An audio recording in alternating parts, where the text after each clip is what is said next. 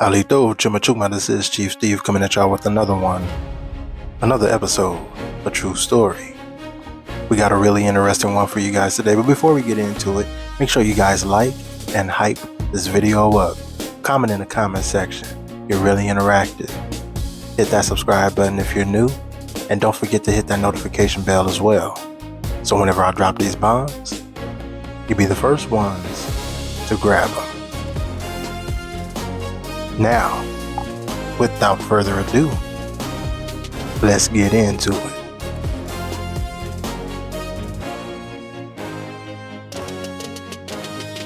Before Memorial Day was officially a holiday, freed Black Americans were already honoring dead soldiers. You see, back in 1865, right after the Civil War, formerly enslaved people in Charleston, South Carolina, discovered a mass grave of Union soldiers. These soldiers had died in a Confederate prison camp, and they had been buried without dignity.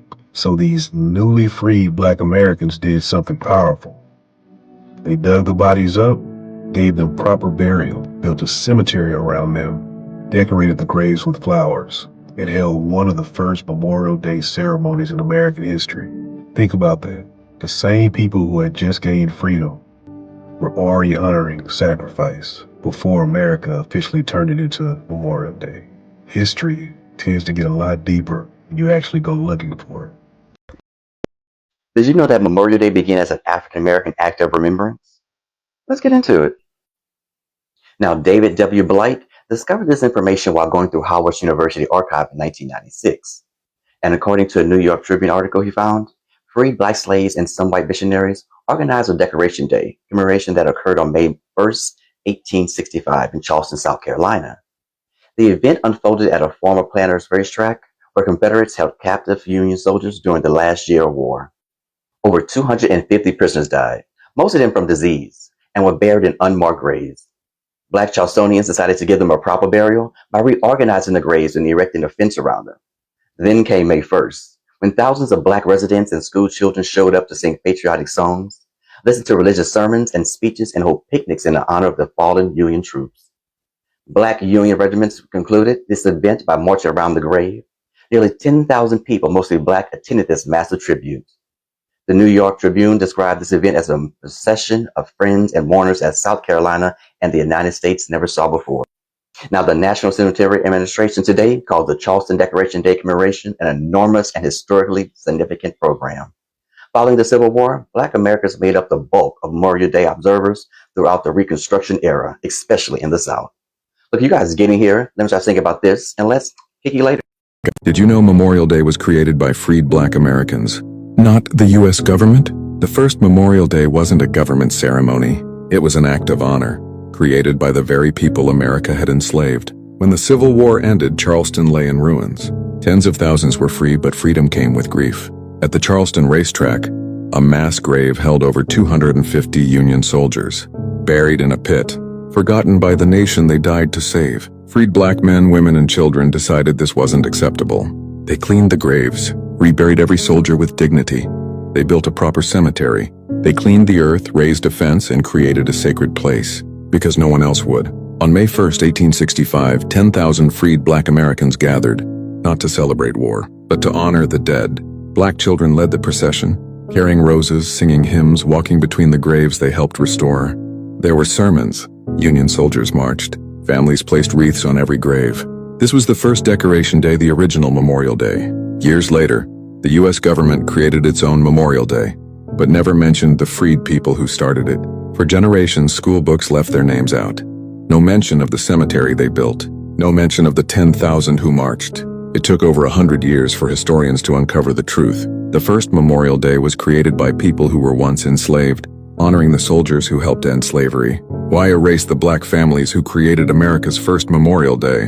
What else have our history books hidden from us?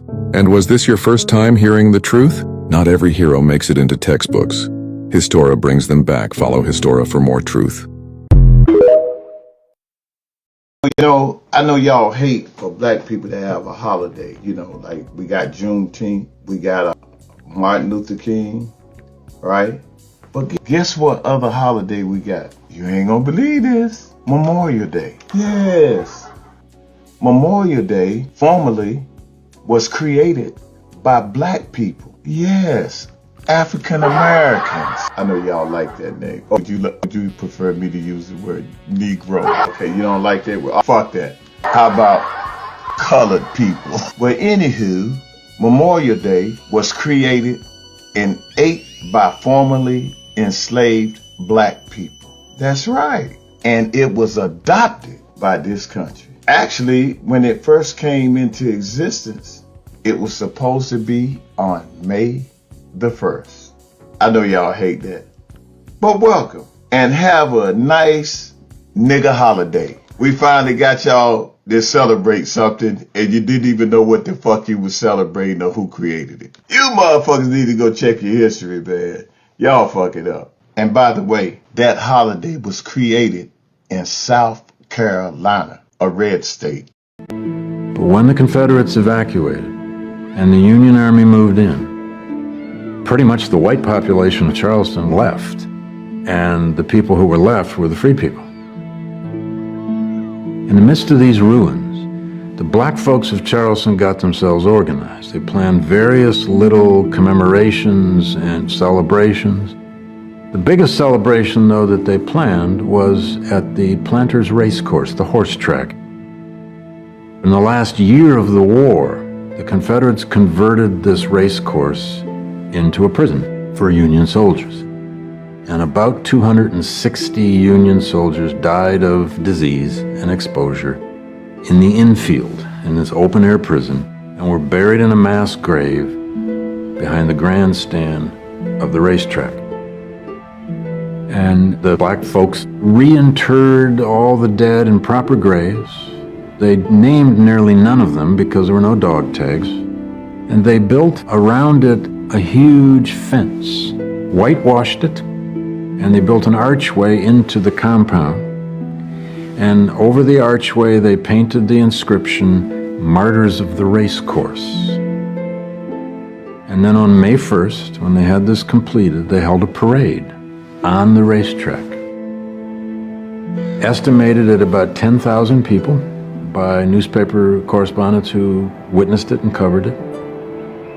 It was led off by about 3,000 black children carrying armloads of flowers and, we're told, singing John Brown's Body. Then followed by black women and black men, and then by contingents of Union infantry, black and white. They all paraded around the racetrack. 5 black preachers read from scripture. A children's choir sang America the Beautiful, the Star-Spangled Banner, and quote-unquote several spirituals.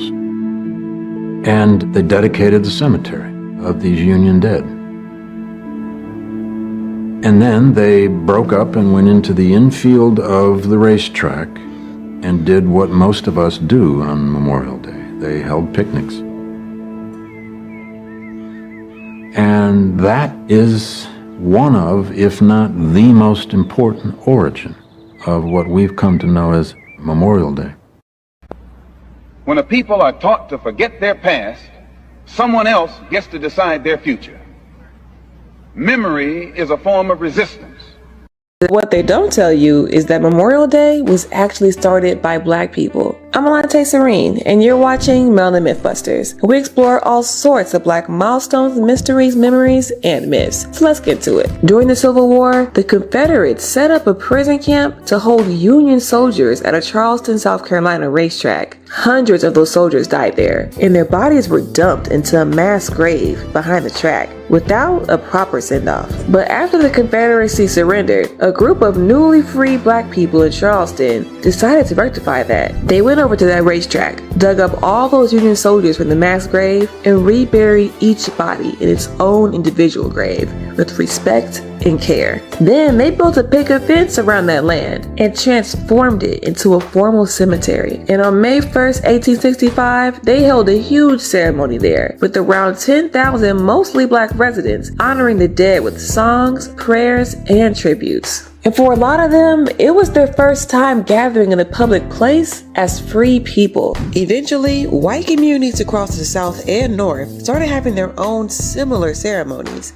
and in 1868, the U.S. government declared May 30th as Decoration Day. 100 years later, Congress changed the observance to the last Monday in May. Then, in 1971, the standard name became Memorial Day. But even still, there's hardly any mention to the Black Bloc Party in Charleston that inspired the holiday. Shocker. So don't forget who laid the foundation for this long Memorial Day weekend and helped solidify time to honor our fallen soldiers. If you got this far, comment and let us know if you knew the origin of this holiday, because I was today years old. Follow me on the Mythbusters to explore more Black milestones, mysteries, memories, and myths. Here's some Memorial Day Black history that white supremacists tried to erase, so I know they didn't teach y'all this in school. I know y'all have a 4-day weekend, so y'all are already figuring out if you're going to throw food on the grill or if you're going to go to somebody else's house. Before y'all go, I want to tell y'all real quick about Memorial Day. So the first ever Memorial Day was organized by former enslaved Black Americans in Charleston, South Carolina, right after the Civil War ended. It was to celebrate their freedom, right? It was to honor Union soldiers. And they held this huge parade of 10,000 people that were led by hundreds of Black children. These freedmen actually dug up, exhumed, they literally exhumed mass graves of Black soldiers, identified them all, and gave them proper burials.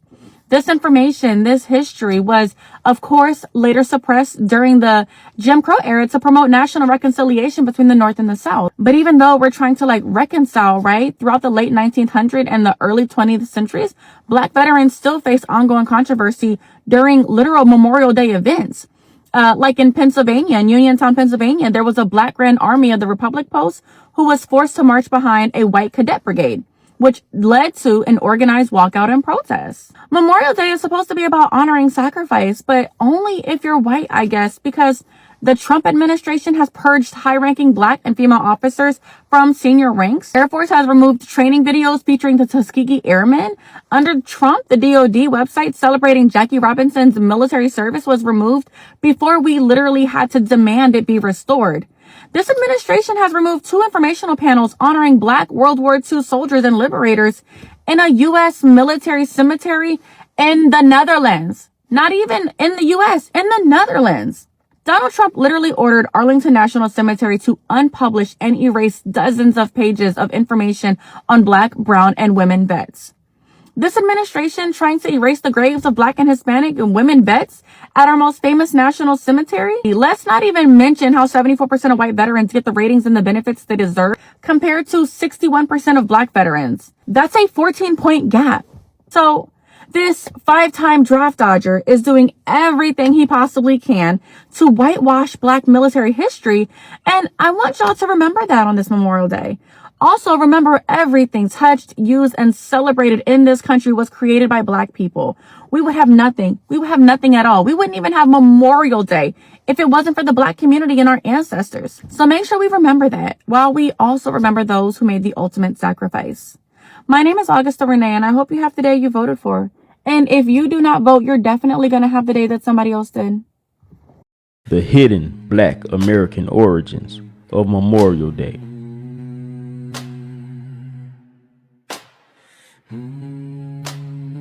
After the Civil War ended in 1865, freedom was just the beginning. More than 180,000 Black men fought for the Union. Many never made it home. Union soldiers died in Confederate prison camps and were buried in mass graves. After the war, free Black Americans honored the fallen. They gave the soldiers proper burials. An arch reading, Martyrs of the Race Course, honored the dead. Thousands gathered to remember. Prayers were spoken. Songs were sung. Black children carried flowers through the cemetery. Soldiers were honored. What was once known as Decoration Day would eventually become Memorial Day. We remember, we honor, we never forget. Real ones know. Did you know that Memorial Day was created by formerly enslaved Black Americans? You see, after the Civil War, former slaves started a tradition to celebrate freedom and to show respect and gratitude for those who died for that cause. In 1865, in Charleston, South Carolina, foundational Black American residents organized a large event where they reburied their soldiers properly, placed flowers on their graves, and held a large parade. They called this event Decoration Day, and it was our tradition that later became Memorial Day. We made sure that those soldiers would not be forgotten. So the next time you see and hear fireworks going off and you see people grilling food, let's keep in mind and remember our United States service members who fought for our justice and liberation. What's up, my people? So I'm watching the news earlier, so then it just cut to commercial. And when it cut to commercial, every commercial that came on was like Memorial Day sale, come out, shop, spend your money. And I'm just like, I thought Memorial Day meant something different. When did Memorial Day turn into going out and shopping at these major brand stores so they can put more to their bottom line? But I thought it was about something different. Carry on. Hey y'all, if y'all liking what y'all see, do me a favor, continue to be a star, hit that like button, hype it up too if you have the option. Let the algorithm know that we mean business here in 2026. Also, don't forget to look for Chief Steve on Facebook and Instagram. Chief Steve on Facebook, chiefsteve.yt on Instagram. I would like to take this time to honor my late great Uncle Lonnie J. Harris, United States Air Force, for his unwavering service to his country and community during his time here in the land of the living. Outside of his military service, he was one of the first runners to ever participate in the Los Angeles Marathon, as well as a long-time legacy runner, all the way until his passing in 2014. He was truly a stoic individual, didn't speak much, kept to himself, was deep into meditation, would take long retreats into the mountains for weeks, sometimes months at a time, just to meditate in silence, coming back refreshed and renewed, always lending a helping hand to those in need. And when he did have the deep conversations with you, he was a straight shooter, no chaser, told it like it was, whether you liked it or not. Yet, was quick to admit accountability and correct his wrongs. I didn't get to spend much time with him growing up, but the little time that I did, he always had some gems of wisdom. He taught me a lot about life in as few words as possible. Oh, he also taught me the game of chess too, in which I'm truly grateful for. And for that, I salute you, Unc. May you forever rest in power.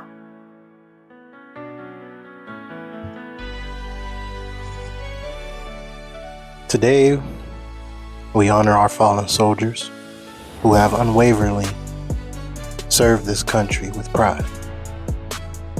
Not only that, we honor the memory of those who held on to the culture, our indigenous values of honoring our warriors and our fallen ones. Because this goes deeper than the United States.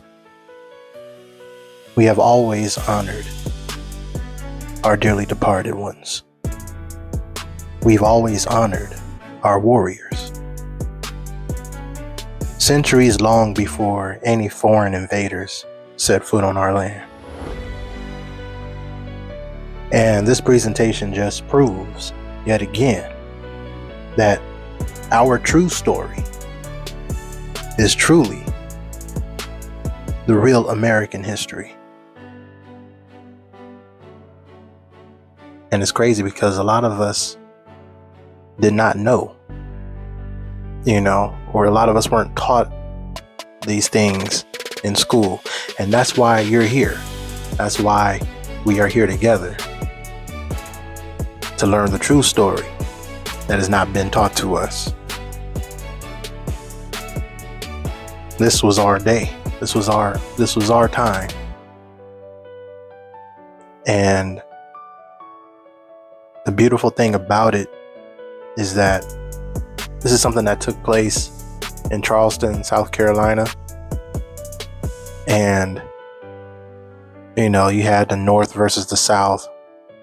And supposedly they weren't supposed to be getting along and everything of that nature. Hence why it was a huge prison camp where you had Union soldiers, majority of them, of course, were Indians, if not all. And despite where we were from, whether we claimed the North or the South at that time, our people stepped up and we took action, because those are still our people.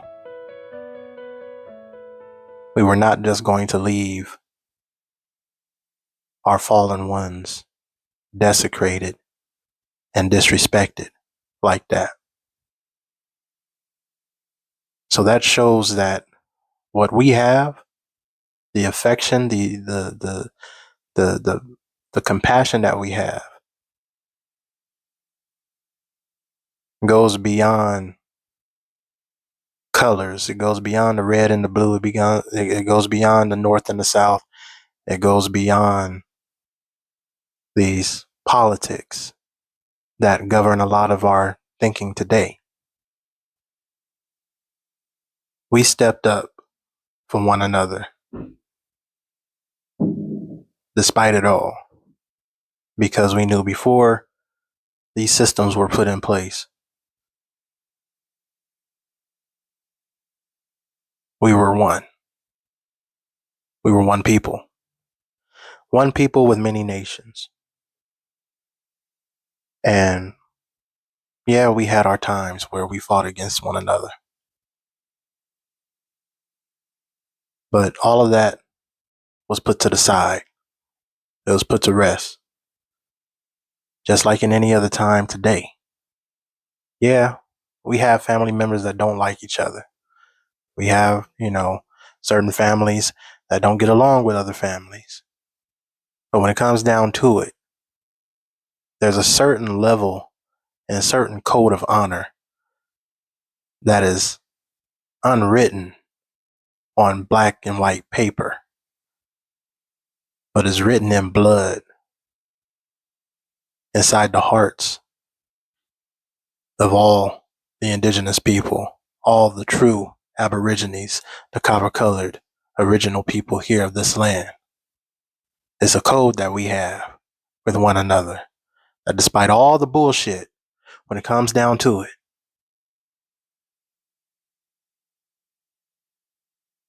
there's a respect. There's an underlying respect, because the majority of the time when we do fight each other, it's over disrespect. Somebody has crossed the line somewhere in some way, shape, or form. But in this particular case, when Decoration Day was established, all of that was put to the side. This was a war that was fought that had a lot of unnecessary bloodshed. And despite what side you were on, if you were one of us, you were taking the brunt of the mistreatment, of the unfairness, and the casualties. And our people understood the assignment. And that's why it didn't matter where they were from. We knew the right thing to do. And we moved accordingly. And I just give thanks and honor to those who participated in that day. And despite me not being religious, the missionaries and everybody else that, had taken place, the preachers and, the whole religious aspect of it. I mean, hey, we are naturally a spiritual people, and so they were moving the way that they felt that they had to move in order to honor those who have fallen. So I am thankful for that, because what needed to be done was done. And like I said, it goes beyond North and South, went beyond politics in itself.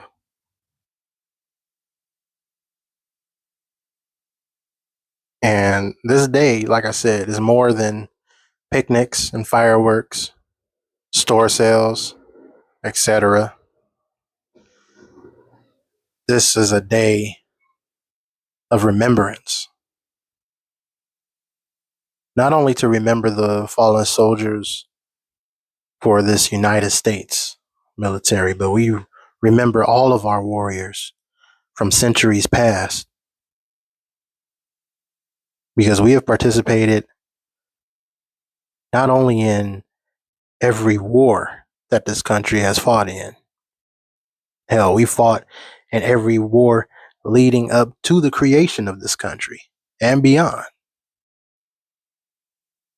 So let's just take the time today to remember the warriors of the Yamasee, and the wars that they fought, the fallen soldiers, fallen warriors, and the Gullah Wars, the Seminole Wars.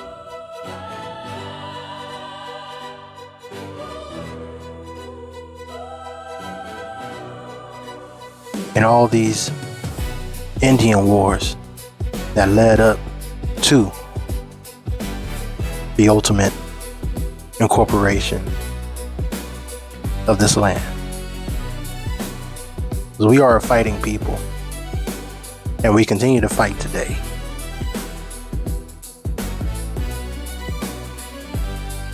So, if you have fallen ones that were military, be proud of them. This country has not always been great for us as far as the system goes. But this land, this soil, has always provided. It always has provided and always has kept us. And we have fought. We have shed blood. We have sweated and we have cried tears.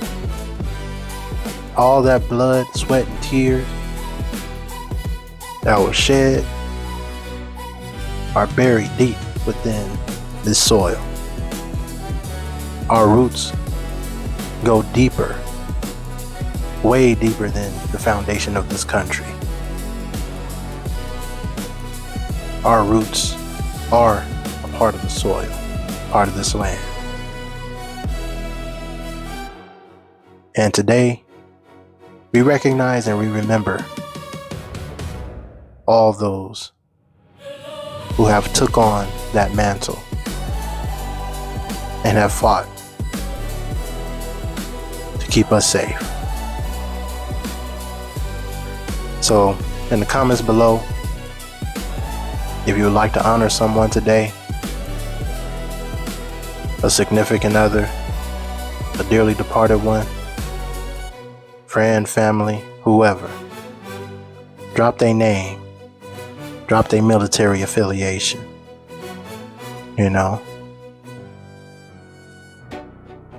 because this is our day of remembrance. Let us not forget that. So we are the blueprint. So originally on May 1st, they gave it to us on May 30th, and then eventually it turned into the last Monday of May.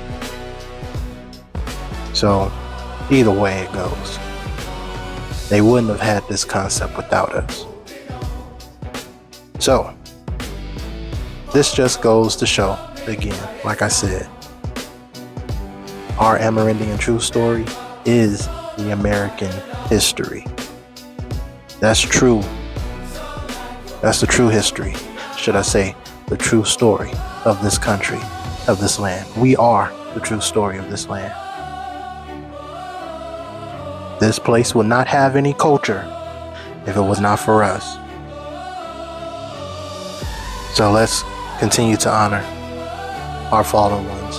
And let's continue to honor each other here in the living by continuing to build, sharpen one another, and be there for each other. Okay? So I'm not going to hold y'all too long. I'm going to let y'all enjoy y'all day off. Get some rest. This is Chief Steve signing off. Tata Chista, cherish you all. And Yoko Ki. Thank you for watching. We'll see you next time.